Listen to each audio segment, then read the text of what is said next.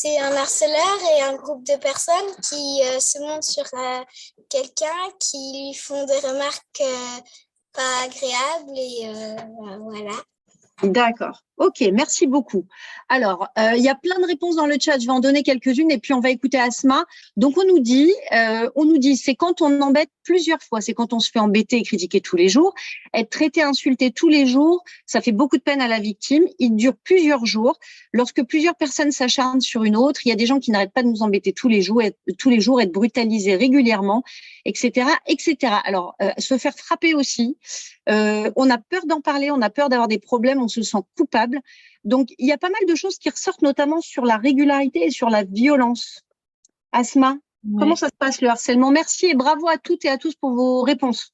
Ouais, merci beaucoup pour vos réponses parce qu'effectivement, vous avez totalement raison. Le harcèlement, en fait, ça commence par la répétition.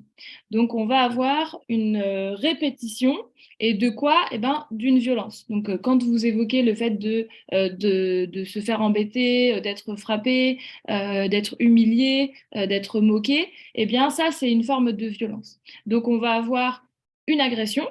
D'accord? Elle peut être physique, elle peut être verbale, et cette agression, elle va être répétée et toujours envers la même personne. Donc, on va avoir une victime qui va être isolée. Et c'est là où on peut parler de harcèlement. Donc, il faut impérativement qu'on ait ces trois éléments. Si, par exemple, je reçois une insulte et qu'après, ça s'arrête, je ne peux pas parler de harcèlement. Par contre, c'est une agression.